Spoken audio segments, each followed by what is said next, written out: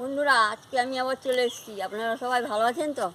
এই যে দেখুন, বেগুন, আলু, লাউ ডাঁটা সব কেটে ধুয়ে নিয়ে চলে এসেছি। এবারে রান্নাঘরে চলুন, রান্না করব।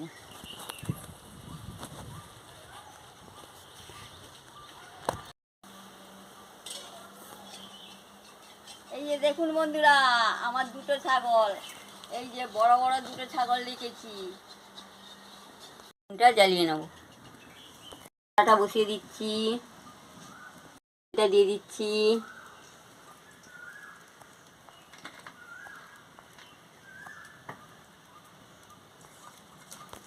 আর ডাঁটাগুলো দিয়ে দিচ্ছি।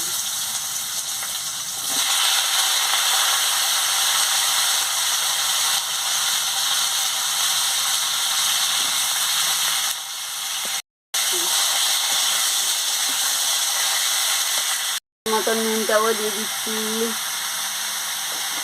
দিয়ে ভালো করে ভেজে নিচ্ছি।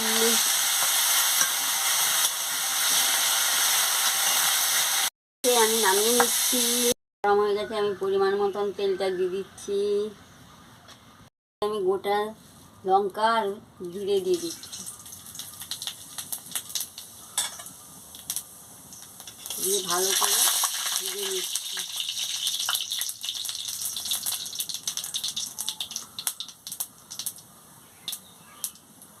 আদা বাটা আর লঙ্কা বাটা দিয়ে দিচ্ছি, দিয়ে মশলাটাকে ভালো করে কষিয়ে নিচ্ছি।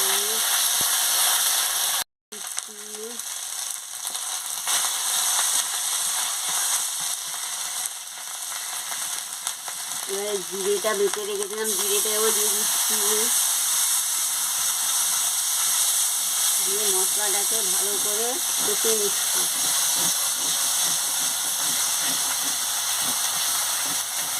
আনাজগুলো ভেজে রেখেছিলাম দিয়ে দিচ্ছি মশলার সঙ্গে, মশলার সঙ্গে দিয়ে আনাজগুলো দিয়ে ভালো করে কষিয়ে নিচ্ছি।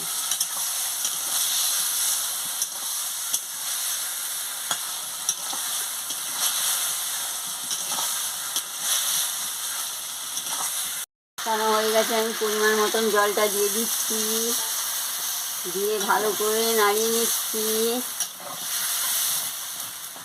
পরিমাণ মতন নুনটাও দিয়ে দিচ্ছি। হয়ে গেছে, আমি বেগুনটাও দিয়ে দিচ্ছি।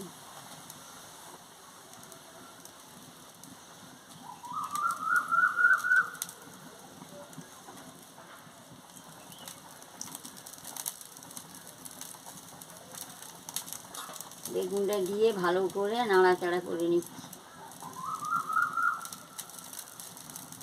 আমি নিচ্ছি তবে আলু বেগুন ভালো করে ঝোল রান্না করে খাবেন, খুব ভালো লাগবে। ভালো লাগলে আমাকে লাইক করবেন, শেয়ার করবেন, মেসেজে লিখে জানাবেন, সাবস্ক্রাইব করবেন, বেল আইকনটি বাজিয়ে দেবেন, আমার ভিডিওটা শেয়ার করে দেবেন। আমি আবার কালকে ফিরে আসছি। এই হালকা মশলা দিয়ে খাবেন, খুব ভালো লাগবে, পেটের পক্ষে।